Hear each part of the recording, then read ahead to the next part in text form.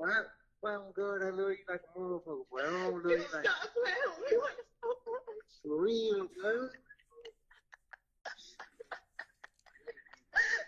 Yeah, real, right? Bro. D, is you sad about that pain for real? Man, on DB on Saturday, bro. That's why they had to come drink, bro. That's why I said I ain't called you. Dad said, "Do you okay?" I said, "I text. I ain't want to call him." He said, "Yeah, he ain't answer. I called him." Yeah, that fucked up. That shit got me hurt, bro. I fucked bro. Yeah, that shit put me on. That's how I know dude said I did. Yeah, man. Damn, B, Poppy little shit too. I know it, bro. Damn. That shit crazy. That fucker said they had like 45 gun shells out there. 45 gun shell? Yeah. Just know, Cash, we gonna get some get back. We already did. D, you better show that down somewhere. I am, but still, bro, I am gonna sit down. Listen, I'm gonna sit down, bro. But you better sit your ass down somewhere, baby. I am, but bro, nigga think this shit a game out here playing. For real, bro. Like, I already going through some shit before that. Like, it like all the type of trying. They got money on my head, bro. Like, and I still just be going places. You see, I don't be worried about shit, bro. Cause I be prepared. I be prepared for shit. If a nigga pay with me, they know that shit ain't gonna be easy. Oh, damn. I just got into a shootout early. Why the fuck you get into a shootout, D? Because it was a car looking strange. Don't say nothing. Me, Shannon, all that gun there. Why would you? Oh my god. Because the car, they were 3 deep with hoods on, so I had to shoot it. I don't know. The day it was the day on Cleveland. It was a car got. I know it, huh? Yeah, you do. You need to Yeah. Yeah, you right. Yeah. They had them niggas follow me. They had they follow me from Pico. Yeah, I would have. Mm-hmm. Guess what you doing up at 131? Yeah, phone. I just talked to phone. I talked to him. I told him for the call. He just said, you know what we on every day.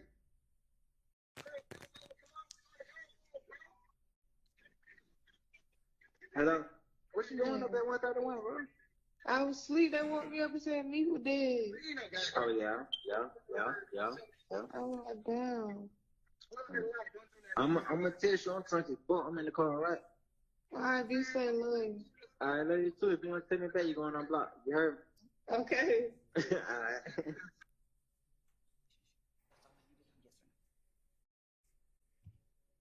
So, Judge, this one we believe comes in a couple of different ways. Obviously, it's a statement against penal interest that Mr. Garlington is making about him and Mr. Stillwell. He is, as the young lady is apprising him that people said that there were 45 gun shells out there. He is telling her that they're going to get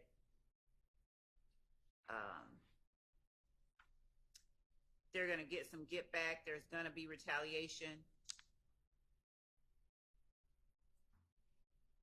Those come in under that exception.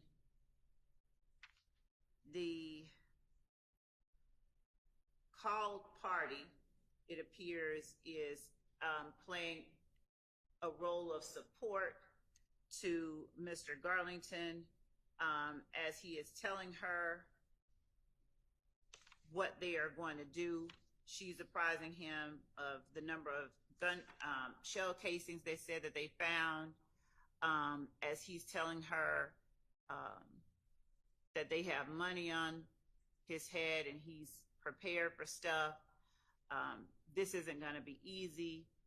Telling her that he had just gotten into a shootout earlier on Cleveland again is is a statement against penal interest, but in talking with her and in communicating with her, he is able to further the interest of the conspiracy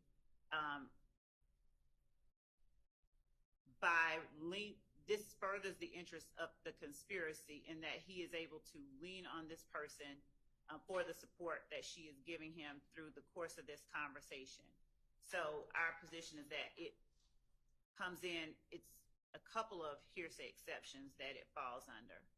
Co-conspirator statement and statement against penal interest, and it also is a reflection of Mr. Garlington's state of mind, his statement that they're going to get some get back. So it's sort of a reaction and a present sense impression.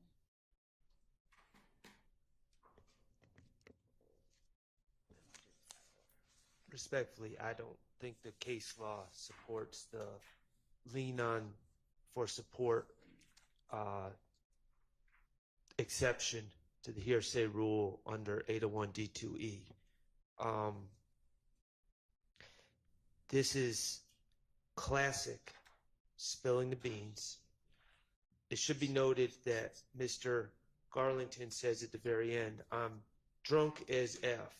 So he's intoxicated, he's talking to a girl, he's likely boasting, trying to seem tough for his own personal reasons that have nothing to do with the conspiracy. And it's not furthering the conspiracy in any way, shape, or form. Yeah, no, I don't believe this would come in under the co-conspirator exception. There are portions of it that would come in as a statement against penal interest, but it's going to need to be a whole lot more narrow than this entire conversation. And Your Honor, I would ask that the court look at, if the court sees the case the way that I do, I'm not saying that it will, but Mosley versus the state, 307 Georgia 711 at Penn site 717, where at trial, Singleton testified that shortly after Brown and Mosley arrived at her residence, she had an emotional conversation with Brown in which Brown disclosed that Mosley shot Carter. Mosley contends that this statement did not further the conspiracy, but instead, quote, spilled the beans. However, the court found narratives of past events, and they were quoting Kemp at 303 Georgia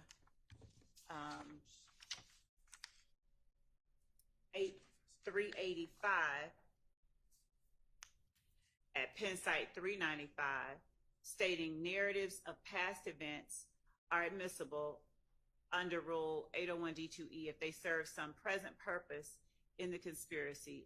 The court pointed out here that the context of Brown's statement is important, and then went on to say that it is clear that Brown relied extensively on Singleton for help throughout the week-long crime spree.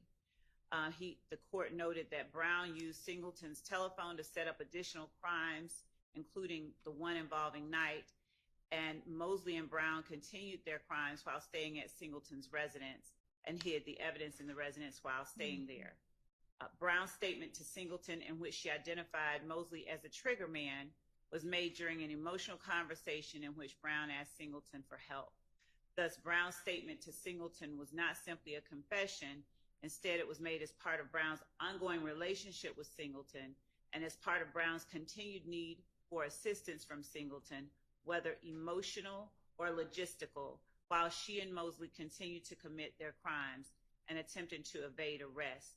Accordingly, given the liberal standard applied to this inquiry, it was not clearly erroneous for the trial court to conclude that Brown's statement that Mosley shot Carter was made in furtherance of the conspiracy. And we understand that the court may need more context than what it hears, but I just wanted the court to be aware of that particular case that we think might. Okay, well, this doesn't seem to be that kind of a situation where he's saying pouring his heart out and needing support and logistical backup and anything like that. So I understand that that could be a co-conspirator statement in that kind of circumstance. I just don't find this to be that kind of a circumstance. So do you think you understand the portions of it that would be in against penal interest, or do we need to, you can take a look at it and then bring back a more narrowed one? Yes. We can. Okay. In my understanding, for statements against penal interest, my client's name would need to be redacted out of that. Agreed.